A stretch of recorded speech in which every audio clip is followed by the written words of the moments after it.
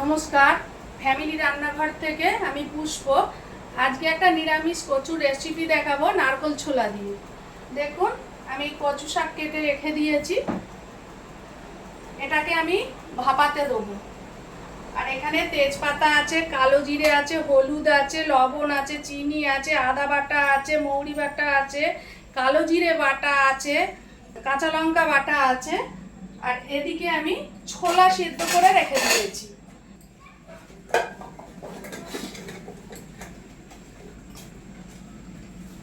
এখানে একটু লবণ ছড়িয়ে দিলাম, গ্যাস জ্বেলে দিচ্ছি, হালকা জল ছড়িয়ে দিলাম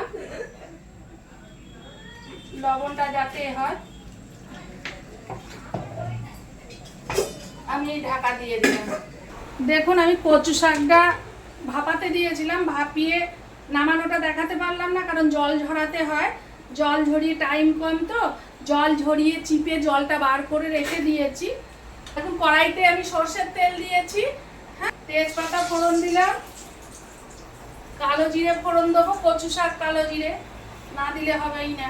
কালো, দেখুন আমি আদা বেটে রেখেছি, আগে তেলে আদা ভেজে কচু শাক দেবো। পরিমাণ মতো হলুদ দিয়ে দিলাম, একটু শুকনো লঙ্কা দিচ্ছি, একটু ঝাল করতে হয়। কাঁচা লঙ্কা বাটা দিয়ে দিলাম, কাঁচা লঙ্কা, লবণ দিচ্ছি।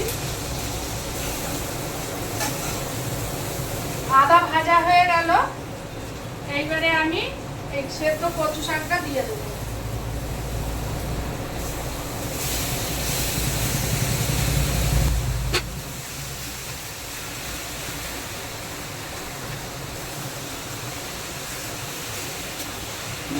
সিদ্ধ করে রেখে দিয়েছি আমি, ছোলা ভিজিয়ে ছোলা সেদ্ধ করে রেখে দিয়েছি, সেই ছোলাটা আমি এখানে দিয়ে দেবো। কালো জিরে ফোড়ন দিয়েছি, এবার কালো জিরে বাটা দেবো, মৌরি বাটা,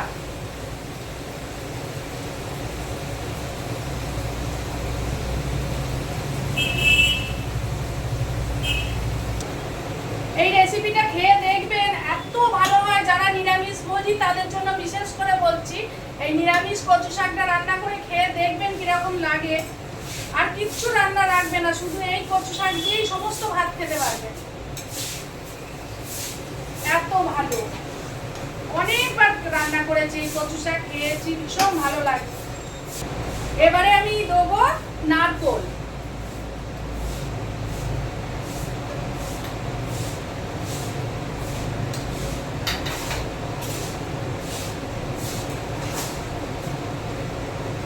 একদিন রান্না করে খেয়ে দেখবেন, মুখে লেগে থাকবে নিরামিষ কচু শাক।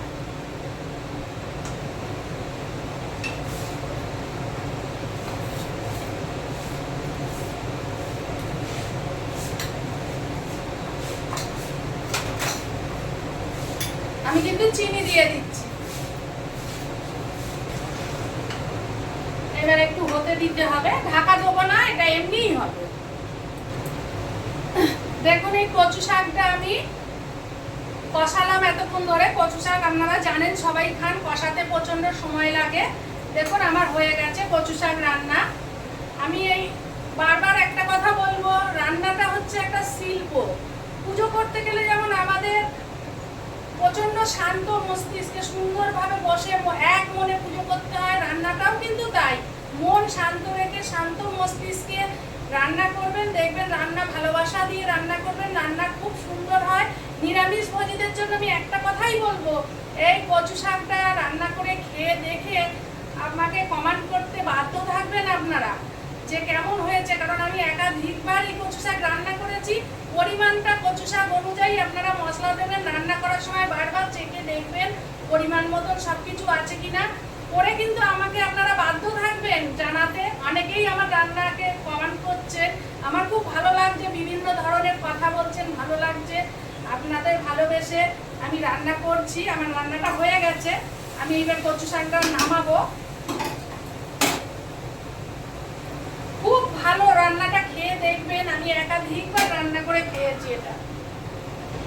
আমি অবশ্যই নিরামিষ ভোজীদের জন্য চেষ্টা করছি ভালো ভালো রেসিপি দিতে। যাতে তারা মাছ মাংস খান না, অবশ্যই এই রেসিপিটা করে খেয়ে দেখবেন। আমার এই নিরামিষ নারকোল ছোলা দিয়ে নিরামিষ কচু শাকের রেসিপিটা যদি আপনাদের ভালো লেগে থাকে আপনারা অবশ্যই আমাকে সাবস্ক্রাইব করবেন, শেয়ার করবেন, কমেন্ট করবেন, লাইক করবেন।